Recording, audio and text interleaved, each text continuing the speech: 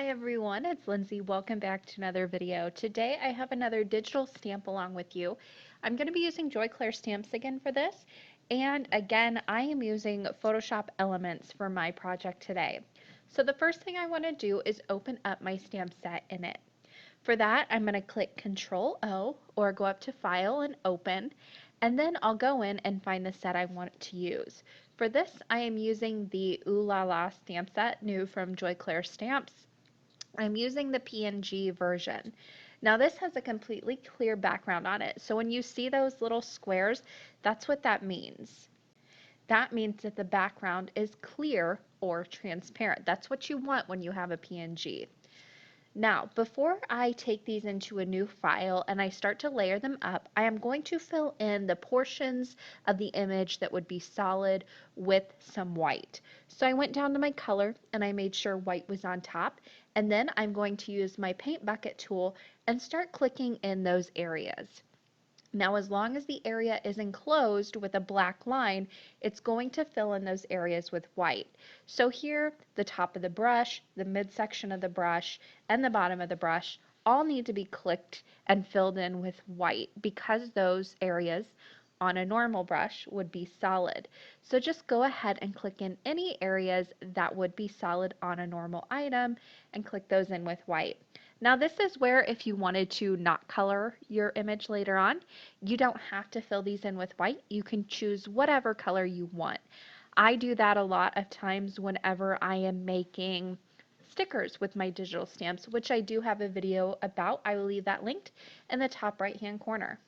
Now, if any time you feel like things are getting filled in too much or not enough, you can go down in your paint bucket tool and change the tolerance down there in the bottom. Now it's time to start bringing these images into a new project. So I am going to open up a 4¼ inch by 5½ inch with a 300 DPI background and a white background project. This is what I like to work in. You can work in whatever size you're working in with your card, or if you want to do just like a full sheet of stamps or stickers or whatever it is you want to do, just make it the size of your project. I'm doing 4¼ by 5½ because that's the size of my card front. So I want to make sure that I scale everything to the right size. Then I go back into my original document. I just crop around the image I want to use, go back to my new project, and drag and drop from my project bin. It's really quite simple. Then I can go back to my stamp set, undo the crop, and just go in and find the next image I want to use and crop around it. Now I did get a question about why I used the crop tool and not the magic lasso tool. That's simply just for ease. I just like to do it with the crop tool. Unless I am going in and saving each individual image, then I will use the lasso tool. I'll show you how to do that in another video. But just know, if you're using Photoshop Elements and you're a little bit more experienced with the program and you want to use the magic lasso tool, use the magic lasso tool. It works just the same. You're just not dealing with as many layers, and it's a little bit more simple to just click the back button than deal with all those different layers and renaming and whatnot. So now that I have both of my images that I want to use into my new project, I am going to mess around with the size of them, the orientation of them, twist them, turn them, mess with the order of them. So I want the little compact in front of the lipstick. So I just made sure that that was further away from the background.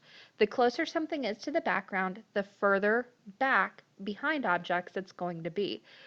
The further away from the background it's going to be, you're going to bring that more forward in front of objects.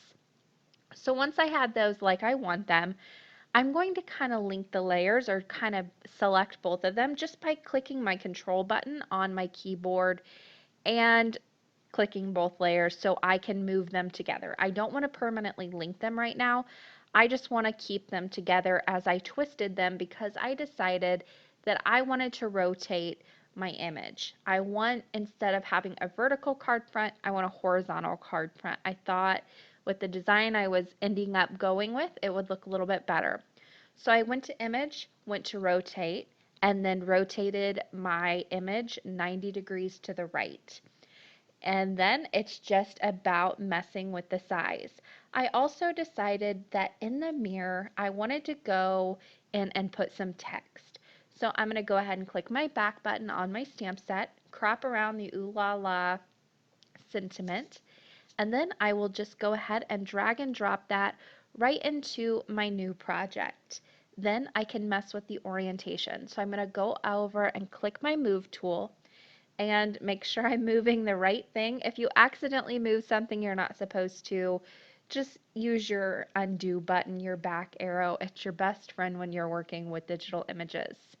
Now, whenever you bring an image into a new project, it's going to be straight. I wanted to turn this a little bit, and you can do that right with the move tool. Just go to a corner, and then once it has the arrow with the two ends on it instead of just one, then you'll be able to turn the image you're working with. So once I had that done, this is kind of where the fun in digital stamps and the ease of digital stamps really comes in. I was not sure where I wanted to go with this and what sentiment I wanted to use. So I went back to my stamp set, I cropped around one of the sentiments, and then drag and dropped it into the new project. Now, normally I would just have to kind of guess which sentiment I wanted to use, see which one I thought looked best, but here, all I need to do is drag and drop it into this project, and then I can play around with where I put it, where I end up, where the size of it ends up, the orientation of it, all those different kinds of things.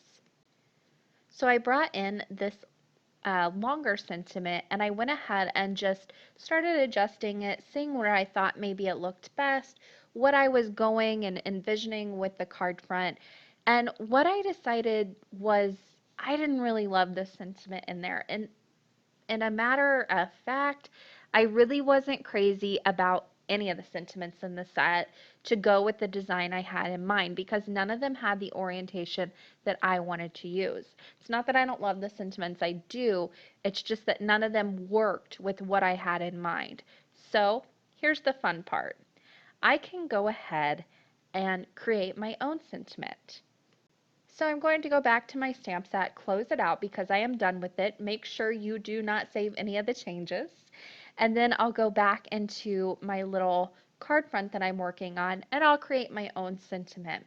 I'm using the text tool to do this, and I have all different kinds of fonts that I have downloaded for free from the internet, which is very easy to do, and a ton of websites that you can do it from.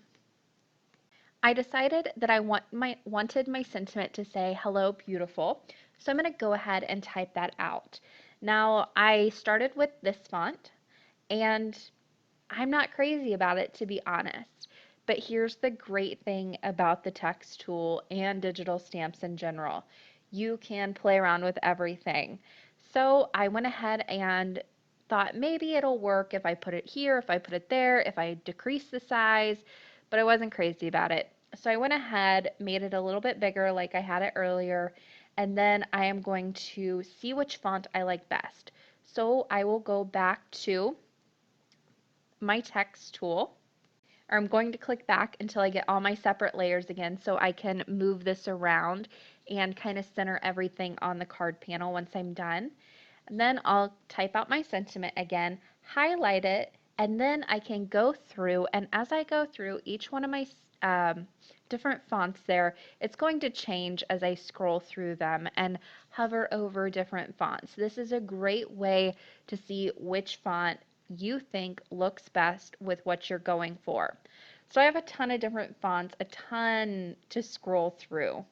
But it does give you a little sample off to the right side so you can kind of see what you think might look best. And then when you hover over it and it highlights it in blue, you can see the font changing on the project itself. So that way you get a good idea of what you want it to look like and what fonts look good together on your project. So I'll go ahead and keep scrolling through this. Now, as I scroll through this, I will leave a few websites that I like to use personally, um, that I download fonts from. Now, I will also leave a Pinterest board that I have on my Pinterest account where I am constantly posting free fonts that I like, different seasons they work with, different combination of fonts that work really well together. So I will leave that link down below as well in the description box. So this process takes me quite a while to just find what I think looks best. I ended up going with something really, really simple. And then once you have the one you want, you just click on it, click the little green check mark, and then you get to play around with the sizing and exactly where you want it placed. So I'm going to make this a little bit bigger, and then I'm also going to center it above my images. Then I can go over to my layers tab, hold down my control button, and click on each layer and move them around and center them on the panel. I did this because I wanted a good idea of how big I needed this. I knew I wasn't going to have this on a rectangle panel. I knew I was going to die cut this image out, so I knew about the size I needed it to be. And that is a really great thing to have in mind, and also a really great use of your rulers on the top of your screen and also on the side, so you can get a good idea of how big this is going to print out and what size die you will actually need. Now once I have everything where I want it, I'm going to flatten my image and then print it. I printed it onto 80-pound cardstock, and I did use my laser printer for that.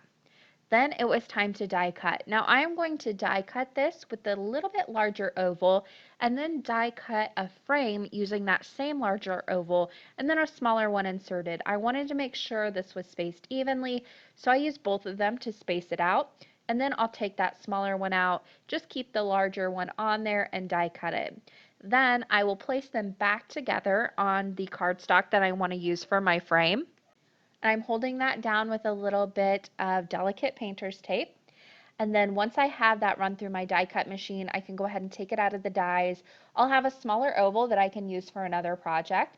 And then that larger one is my frame that fits perfectly over my die cut image that I die cut the first time, which is great. Now for coloring, I did use my oil-based colored pencils. I'm not going to try to pronounce the name because I butcher it each and every time. The coloring of this project is going to be over on Instagram. It's just too much to share in this longer video. But it's fairly simple coloring. I didn't use any OMS or anything. I just used the pencils themselves. Now I went ahead and put on that frame. All I did was put a little bit of liquid glue on the frame, and then I'll just line it up. That liquid glue gives me a little bit of playtime, so I am able to move this around, get it aligned perfectly, and then to get rid of a little bit of that curl from my laser printer, I just flip that over and put an acrylic block on the back to hold it flat while it dries, and that really helps to straighten it out. While that's drying with the acrylic block on top, I'm going to quickly create the background on my card base. Something that is my go-to. I'm just going to stencil on it because that's what I do. I'm using the micro brick stencil from the Crafters Workshop and peacock feathers distress ink along with my mini ink blending tool. I'm using more of that delicate painter's tape to keep the back of my card base clean and also hold that stencil in place so nothing shifts around on me. Now I started darker towards the center and went lighter towards the edges. That's just something that gives the card base a little bit more interest and a little bit more dimension without adding any extra bulk. Then I just take off that piece of painter's tape. The back of my card stayed clean and I've got my card base ready to go. The only thing left to do was popping up that image with a little bit of foam tape right in the center of the card base. Now this is totally optional, but I just like the added dimension and a little bit extra something it gives to this card. I took glossy accents, something I have not used in a while, and put it over the mirror portion of this stamp. Now the great thing about the laser printer, I did not have to worry about the ink running. It held up really well under the glossy accents. And it looks a little foggy right now, but you'll see in the photos it dries crystal clear, doesn't do any cracking, but it just adds that little shine and extra dimension over the mirror portion. That is it for the card. I hope you guys enjoyed another look at creating this digital panel and how easy it really is. That is going to do it for me today. Now there's a lot of information down in the description box below, so be sure to check that out, along with the full supply list is down there too. Thanks for watching everyone, and happy crafting!